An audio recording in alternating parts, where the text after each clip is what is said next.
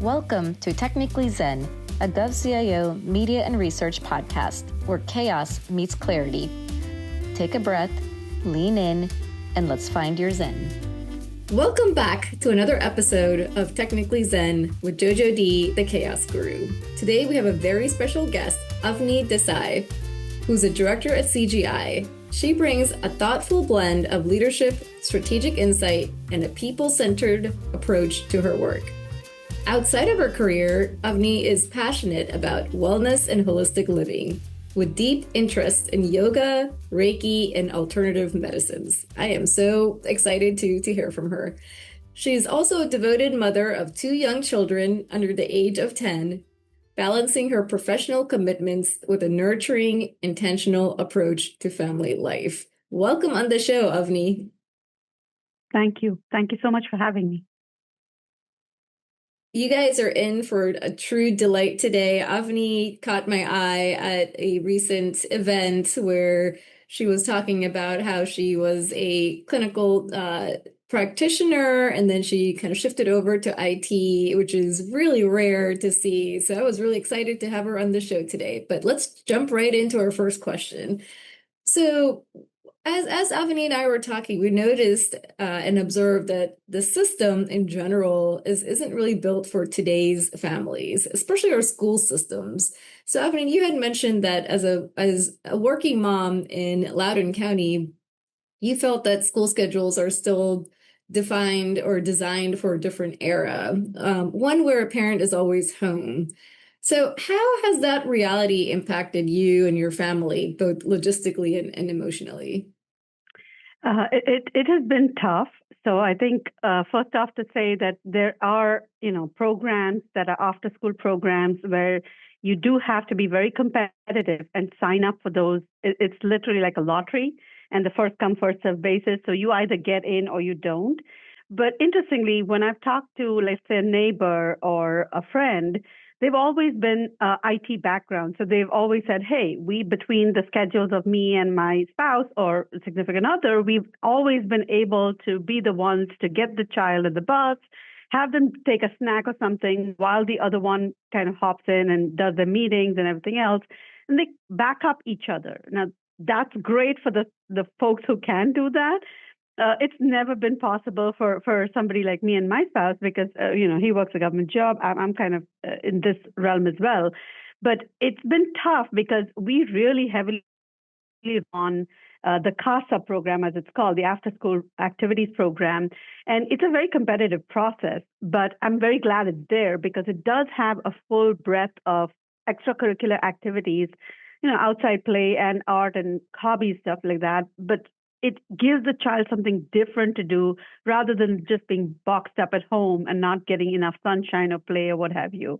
So while I'm thankful, there's always this mom guilt of, did I do enough? Are all the other moms doing a lot more than I am doing? It always kind of lingers on in my mind. Yeah, that's a great point. And the way we can tie that back to our work is, if we're constantly coming in to our working environments with this kind of guilt, and how is that affecting what we do at work? If we're constantly feeling guilty from mom guilt or just just feeling good enough sometimes, trying to do it all. Right. I would definitely say that, there are times when I want to be there for those special moments for the child having like a show or maybe they're reciting something, maybe they're in a game or something. I'd love to be there. But I also know that that's not always possible. So the way I kind of explain it to myself is more about I have years of, I've done a lot to get to this point. There's a lot of education that's gone behind this, a lot of skilling up that's gone behind this.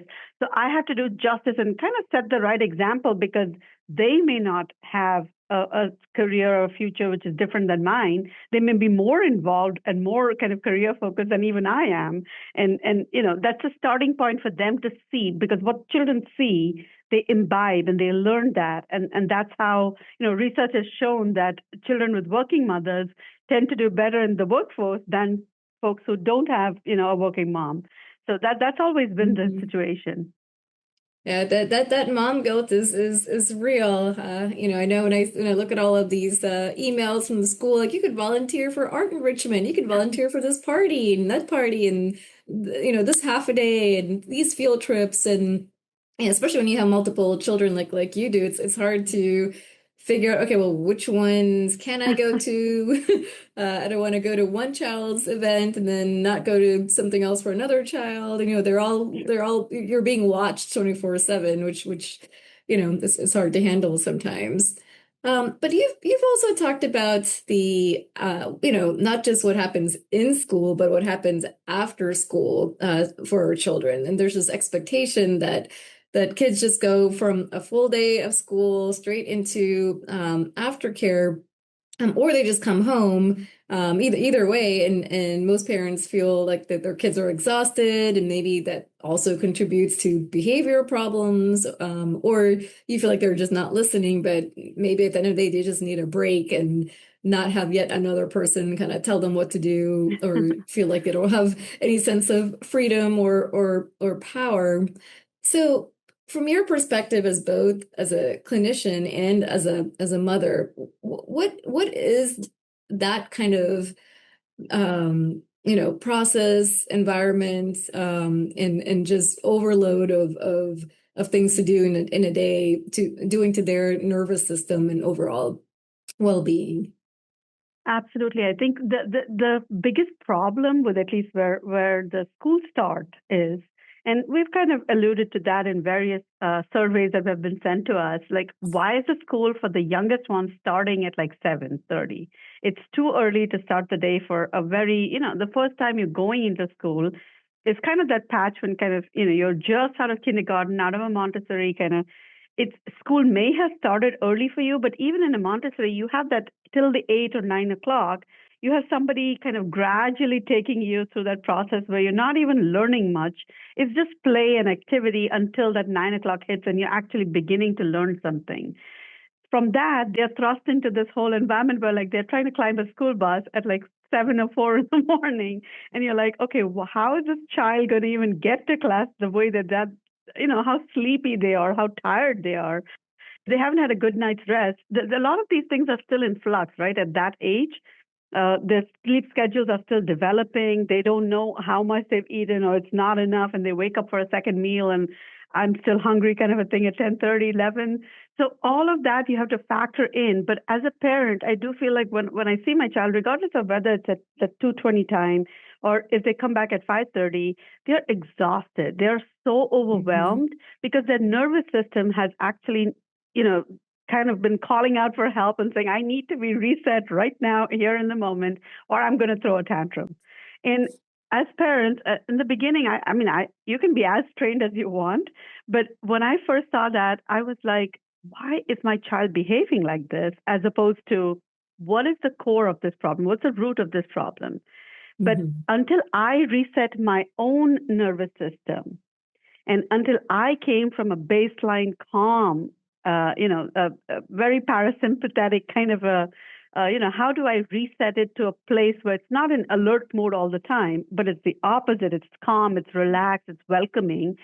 The child is not going to come and tell you, mom, I need my nervous system reset. And which you think is happening. No, that's on us to figure out. And you need to be able to be that calm yourself to be able to help your child figure out, okay, and it doesn't mean you're not firm. It doesn't mean you're not listening. Both of those can go hand in hand. You have to be validating what like what they're sharing with you about their tiredness, about their exhaustion, or maybe they didn't do well in something today and they're judging themselves and that's what's weighing them down. You have to be able to listen in to all of those cues and then finally give them something where it leads them to the next step. And children learn by actually watching you. So if you're in a stressful day and you are like completely out of the, wazoo and you're going all over the place, that's what they're going to learn. If you want to be in control of how they learn how to deal with stress, you have to deal with stress first and learn the right way to deal with stress.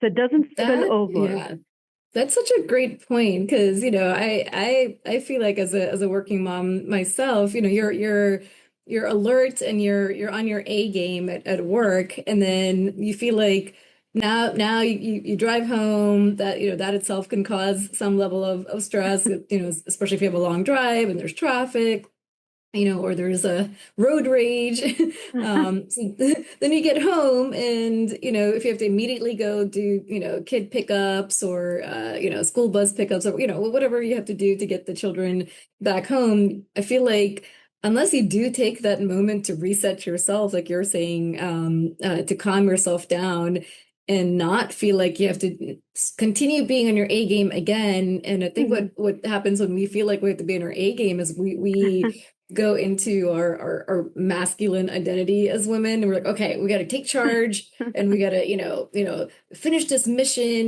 kind of like we're heading an army. And children feel that energy from you, like, oh, okay, Yeah. there must be a lot of chaos going on, so we're gonna, subconsciously they're like, okay, well, mom's on her, on her kind of like a masculine mode here, so we're also gonna, be in this kind of hyper vigilant energy too. And I think as you were pointing out, if they haven't had a chance to relax and unwind either, so if we immediately jump to, okay, are you going to do your homework? Are you going to get your chores Yeah. done? Are you going to do this? Are you going to do that? Why are you just sitting there? Mhm. Then that's really not a helpful situation for both the parent, whether it's a mom or dad or the child. So Right.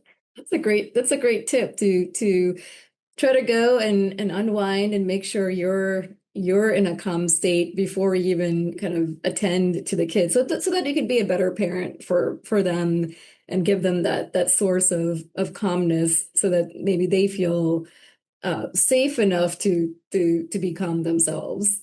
Yep. And I think there's three times that I've identified that the child really needs that. In the whole day, yeah, sure, you should be doing it as much as you can. But there are three times that the 5 minutes of those three times, like the first 5 minutes of when they wake up, when they're going to bed, and the first time you meet them after you're back from work, Hmm. those three like interactions, if the first 5 minutes of that, they can sense that energy. They can literally sense the, oh my God, like I'm seeing you. This is so wonderful. This is like, I've been waiting for this. They will respond in a completely different way. And that blew me, when there was a parenting expert saying that these are the three times that you should do this. I'm like, I wonder Mhm. what 5 minutes is going to do. Like, if that's the tantrum I've seen yesterday, she probably hasn't seen my tantrum. Like, my kid throwing a tantrum. But when I saw I did it for a couple of days, and I'm like, oh my God, that makes a world of a difference to the child because that's their first.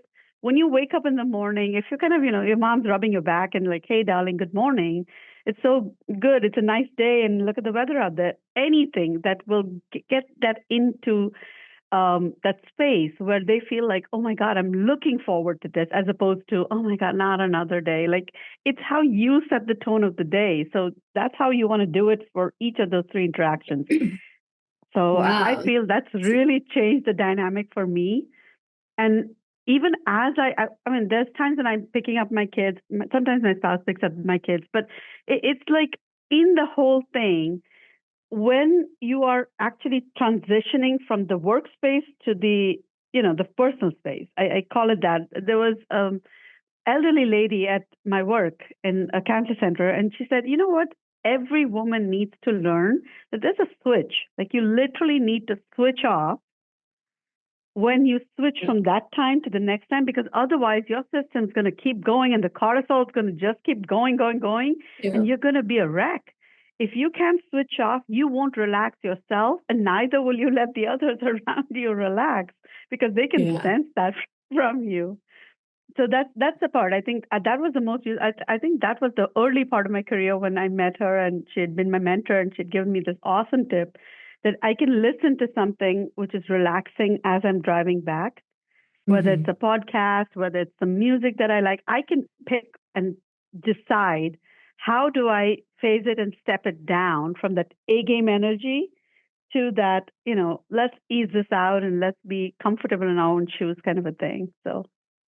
That is, I mean, I am definitely going to try to follow the 5 minutes rule 3 times a day. I am all about the micro reset techniques. So anything that's 5 minutes or less, I am all for it. And that's a great tool that you mentioned. It's the first time that you see someone in the day, especially when we're talking about kids.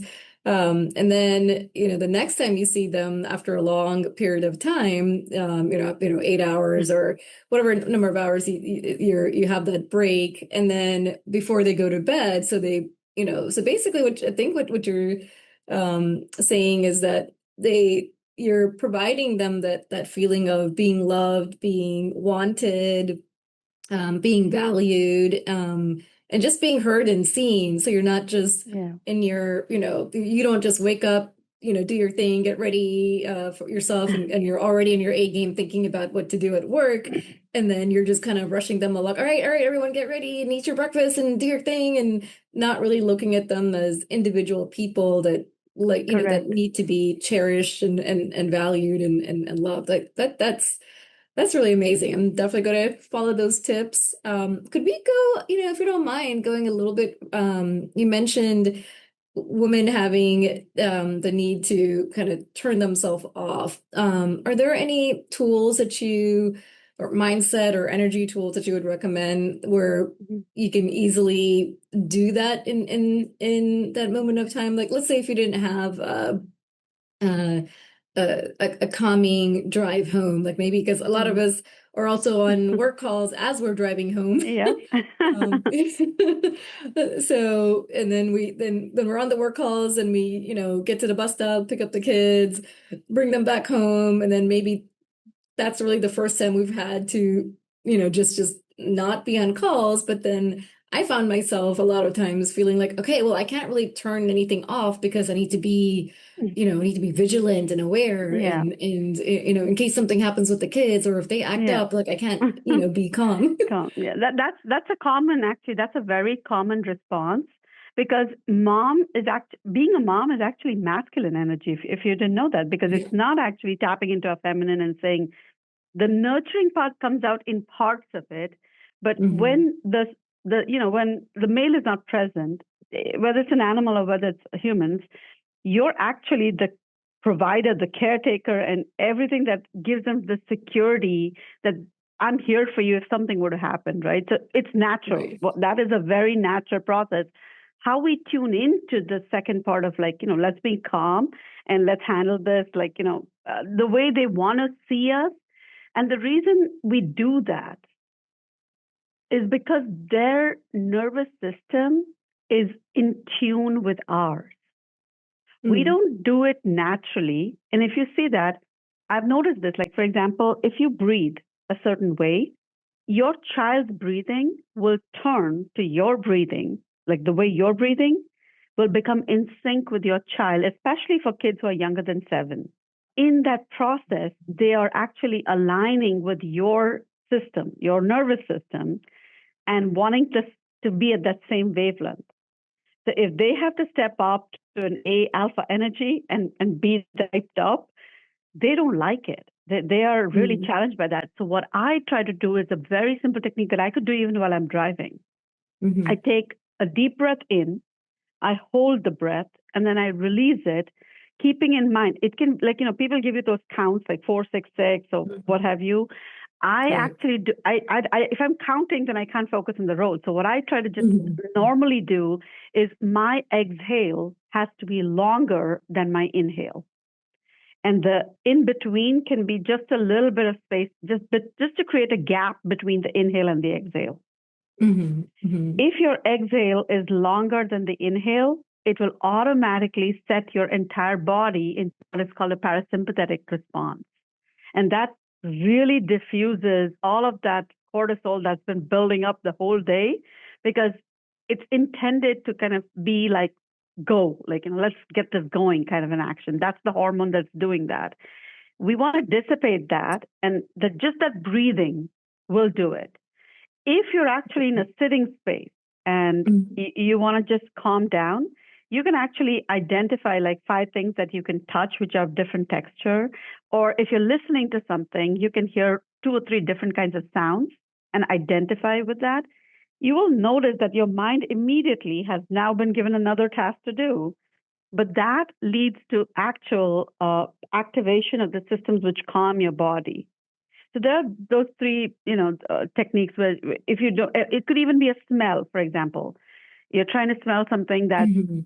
very different than what you normally smell. Or you can, it's a very strong scent that you're feeling. Sometimes I do an incense just to, diffuse Mhm. that energy, because if it's like a sandalwood, if it's like, it can be lavender, whatever I use, it's something that is, I have to change it up, because if I'm getting used to that, then my body is not going to respond to the same thing each time. So I Mm. try to change it up. I try to keep two, three different, like rose or something different that will actually activate my system and say, okay, it's time to calm down now. So That is a it's great easier. idea. Yeah. I have heard that, when you're in your head, it's like finding ways to get back into your body and using your five senses to calm down that parasympathetic nervous system and just kind of Yeah. get out of your headspace, to get off the A game, switch off and focus more on on some sort of physical sense, like your touch, your eyesight, hearing, Yeah. feeling.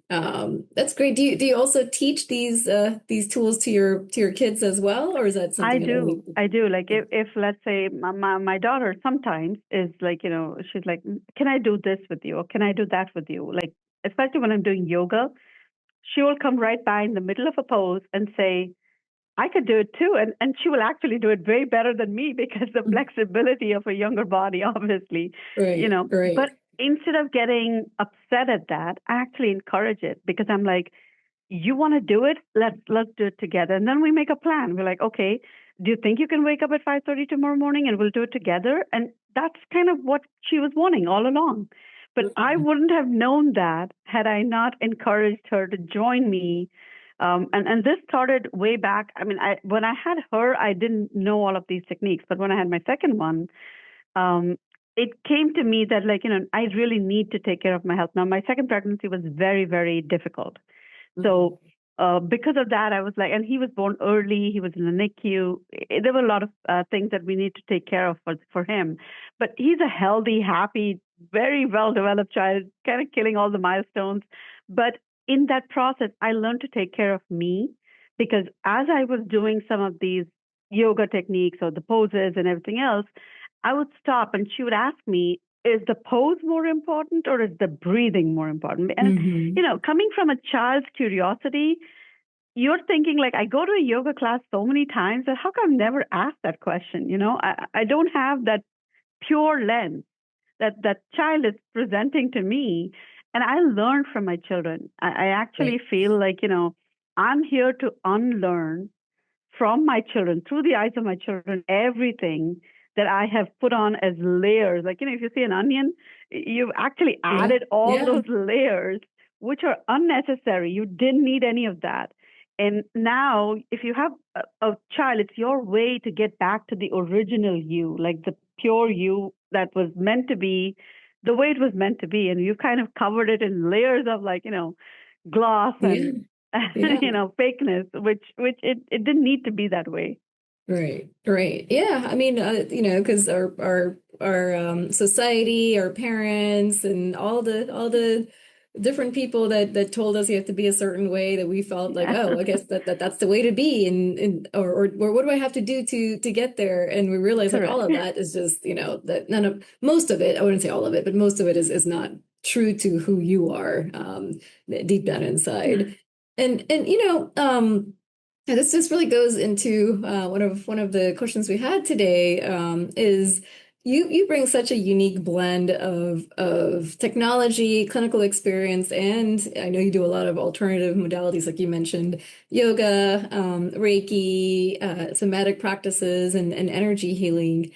How do you translate all of those tools into something practical for your kids? I mean, you've mentioned breathing techniques and Hmm. focusing on your five senses, but how do you get that to work in moments of chaos? Because I have found that for Yeah. myself as well. Like I'm really great at all of these techniques Mm. outside of the moment, but then when you have this moment of chaos between your kids or with anyone really, but let's just since we're talking about kids and in this episode today.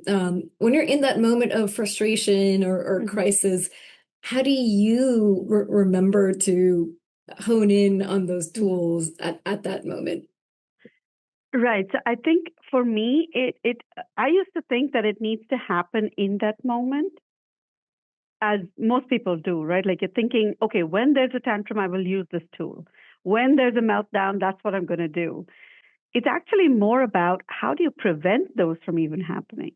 Mm, Because if you are taking 15 minutes in your workday to reset yourself, you're taking 5, 10 minutes before you pick them up or whatever. Sit in your mm, car while you're outside the daycare, or sit in your car while you're picking them up outside school, and actually do some of those things that, we talked about breathing. There's actually some points, pressure points that you can use to kind of activate your PNS and, your parasympathetic nervous system, and get that get that activated, because you don't want to be in like the fight mode all the time. And to get mhm, out of that and be in that mode, you will actually see that your tantrums, like literally the number of percentages. I mean, I'm a technical person, so I'm going to say a reduction in the number of tantrums is an outcome achieved. So, like literally, I've seen that happen when I reset myself. It's they are responding in the very heart of it, they're responding to your energy.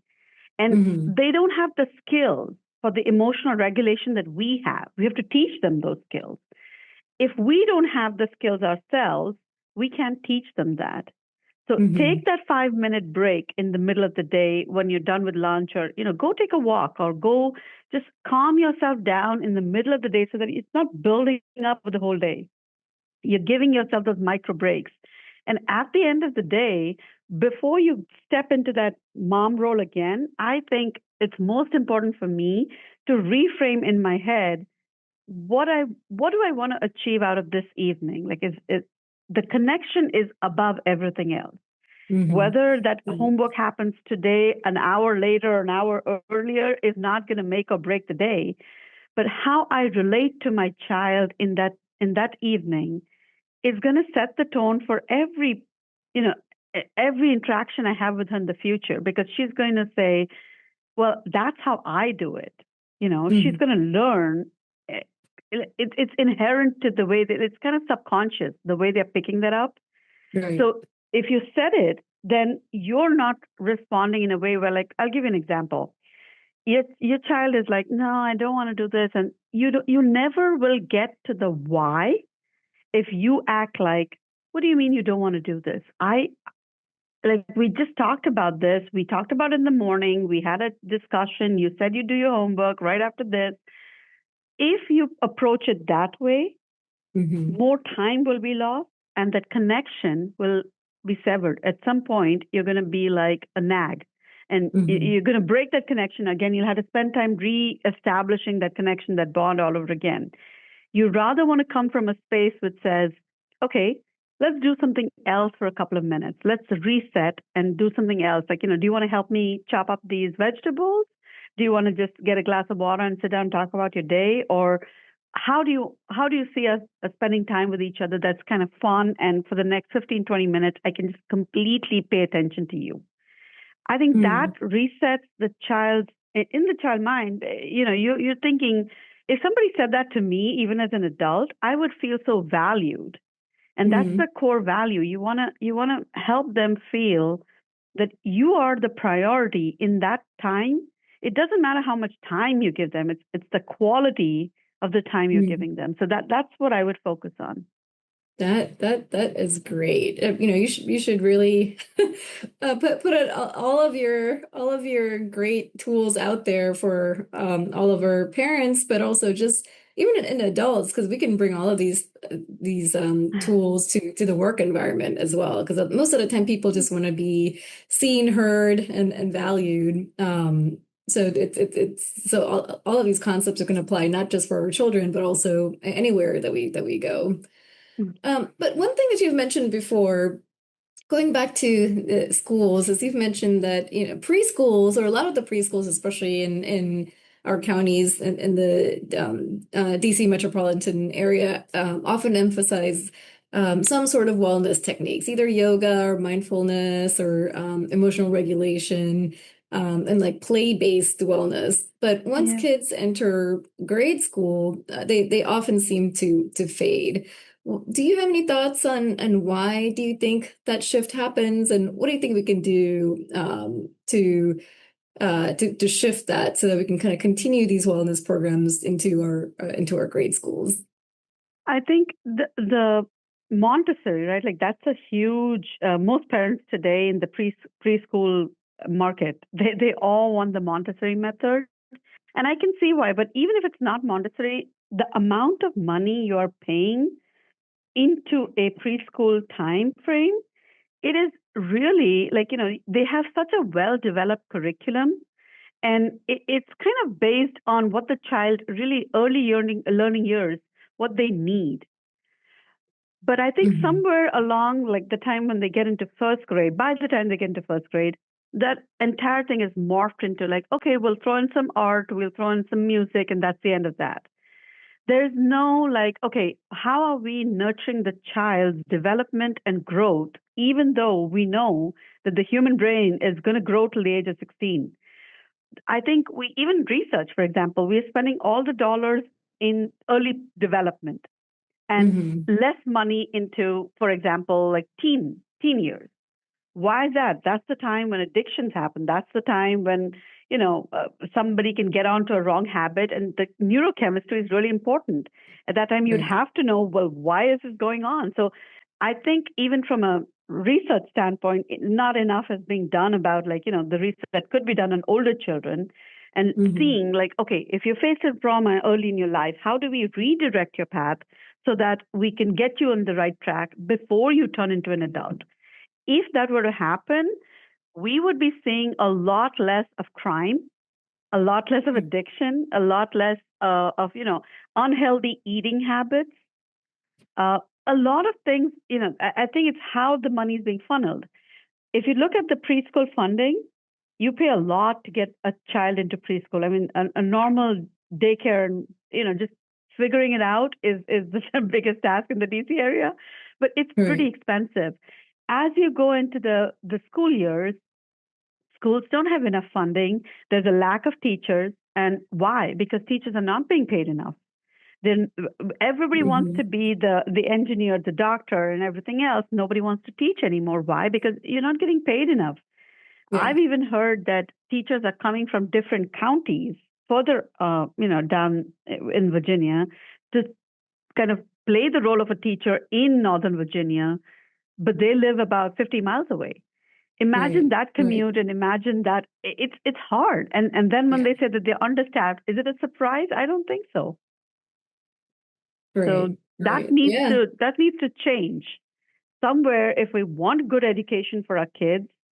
And the taxpayer dollars are being spent, but how we structure that day for the child needs to be better thought of, better kind of leverage the curiosity of the child to guide the curriculum, as opposed to saying here's everything you have to do. They Hmm. should be able to pick and choose. I think there's a country that allows them to even learn cooking in school, like make Hmm. your own lunch kind of a thing. In Japan, I believe it's Japan. Netherlands does something similar. So maybe we can take those examples and kind of look at how do we allow that freedom of expression, even as in something simple like making a school lunch, like make your own school lunch. Yeah, I think actually that was Japan. I read an article similar to that as well, where they said starting from kindergarten or even preschool, they actually teach children like how to eat and what to eat and packing their own lunches and like healthy lunches, not not Yeah. the processed food that we have here. Like, oh, you gotta have a fruit, in this color and a vegetable in this color and like rice and greens and they actually make the kids do it themselves versus, Yeah. they were comparing that to the American school system where everything's, microwavable or processed food, where you just go there and you just, they just throw you a cookie and frozen pizza and you're like, oh, this is great. Um, so let's I feel like everything kind of comes back to talking about the system. So, and it's, the school work, who you are as a parent, you as a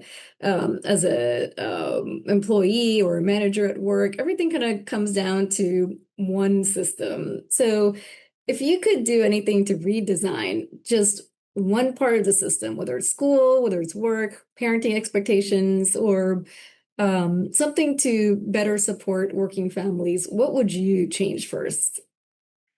I think I would change the timings of the school to kind of align with, the working day for parents. Hmm. Kids don't need to wake up at 6 in the morning because if nobody's getting to work till 8:30 at the very minimum, it seems like brutal to have them do that and then say, well, you're still getting out at 2 o'clock. Well, that doesn't serve anybody because you're skewing the day and it makes it hard for the parent to actually be present for the child, even though they want to be there. So just adjusting that, ensuring full sleep and a very good nourished schedule. Like, nourishment is not just for the body, right? It's also for the mind and the soul. So if you can provide that through the school system in terms of what is allocated reading, what is necessary for them to understand about their bodies, it's like investing in that person at the very get-go. Like you're adding to a workforce a member, from the very beginning. You're like telling them this is what is of value to you in your life, and kind of Hmm. prioritizing their own health, their own finances, teaching those finances all the way in school, because a lot of folks don't understand some of this stuff, like why are foods so expensive? And when your child asks you those questions, it begs to ask, like, are they teaching this in school? And then they're like, no, this is not covered in school. And so you have to ask yourself these questions, like, if it's not covered, or how much of this is on the parent versus an actual system that we're calling an education system, but like, how is it serving you? Yeah, yeah, I can imagine that. I think these days, given these days and ages, there's a lot that the onus is on the parents to provide accurate information to our children, especially when it comes to history and current world politics and everything and what's going on. The things that they hear in school, sometimes it amazes me. Like that's what you got out of that. um, And but also, I think the AI, just with the advent of I feel like you need to know where to curb that, because mm, otherwise it's going to strip people of creativity and any original thought. It's mm, great where it can be used to expedite something. Yes, you can use it to do, you can revamp your workflow to make it faster, better. But if you replace it with a human, right. you're stripping that entire originality of the thought, the idea that comes out of a human brain that AI can never probably produce. Yeah. So we Yeah. don't want that. And that's the danger of kind of, this generation. They use, they go up to Google and say, hey, Google, tell me this. Hey, Google, tell me that. It's all good as long as the information on the Google end of, whether it's doing the Elasticsearch is fine. But if it's not Right. doing that and it's like, bring up bad information, you want to watch that and say, okay, maybe this is not the best Right. way to ask for that information. Yeah, it's amazing that all the information and data that they have just in the a quick 5 second query that they can put in there. And it's funny because gone are the days of like, well, this is how a parent telling their kid like, well, this is how things work just because I said so. Or and they're like, oh really, like we'll just look it up ourselves. Actually, that's not really how it works. And I've had experiences myself where I have three children, and my youngest now just turned 9, but when this was a few months ago when she was 8. And I got complaints from my oldest two. We're like, well, how come she doesn't have to do all these jobs? I'm like, well, no, she does jobs, like but it's age appropriate jobs for her age group. And my son just went on Google, like, okay, let me look up age appropriate jobs for an 8-year-old, and came up with all this stuff. Like, oh, look, she can do the trash, she can do this, she can do that. I'm like, oh my gosh. It's like I can't get away with anything these days. That sounds like labor rights. Right. And then he looked up, jobs for he's 11, and he's like, "Oh, Mom, you made me do this. That's not on this list." I'm like, I was like, "Oh my, I guess my parents' way of parenting just doesn't work anymore. Like, oh, you're gonna go sit there because we told you to do so." I have a slightly different issue. We've now started assigning chores because they're so excited about it that I want to do this, Mom. I want to do this, and then first I couldn't make the head nor tail out of why are they asking for this. And about a week later of starting the chores, now they're like, could we negotiate a price for each chore?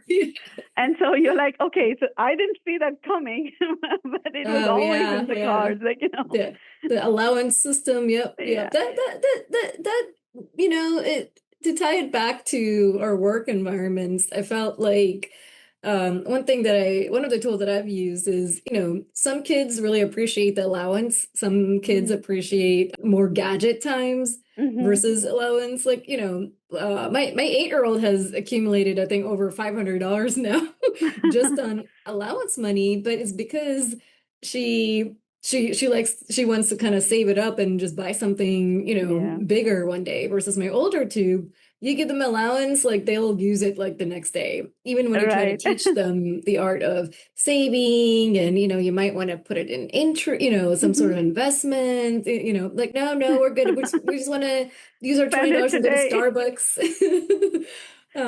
But I think going back to what you were talking about earlier, it's important to see the why behind each of our children, just like we would, in the work atmosphere. Like, your boss might be, a completely different person than you, and your staff might be, each person is individually different. So one person might actually appreciate a raise, another person might actually appreciate more um, recognition, or just saying thank you in front Vacation of. time. Yeah, just Right, vacation time, right. Yeah, Yeah, oh, that vacation I time, think right. it depends. I think what you just said, it actually tells me it gives you that insight. If you're actually tuned in, it gives you that insight into each kid being so different in their own way, in their own unique way. Right, And understanding that about children, because you can't use the same stick to measure everything.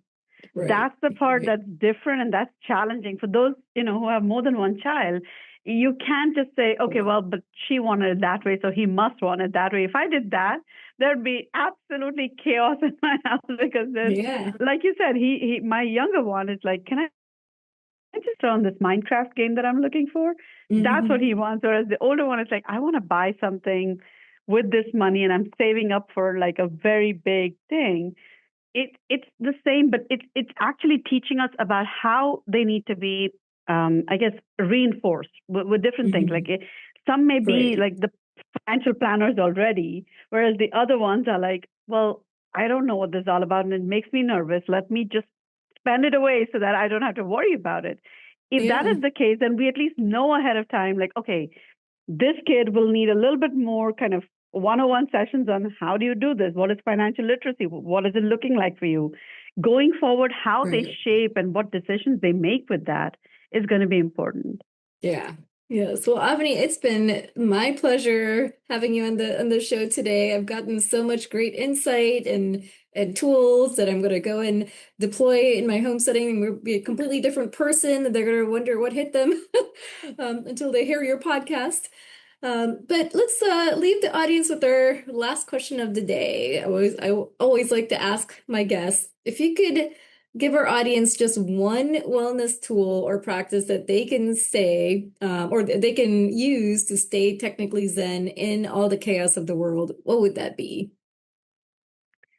I would say owning your breath, own your breath and use it to reset yourself. Because just Mm. understanding how that flow, that breath and that prana works is really important for your wellness, but also those around you. And it's completely free.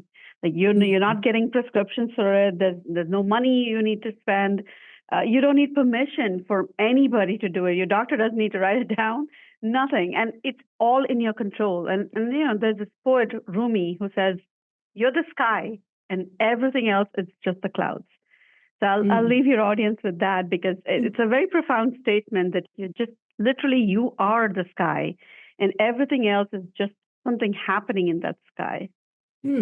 Wow. Well, thank you so much, Avni. It was my pleasure having you on the show today. And for everyone that's wondering, all Avni's information will be on our GovCIO podcast page and how to find her. So thank you so much, and looking forward to our next episode. Thank you for having me.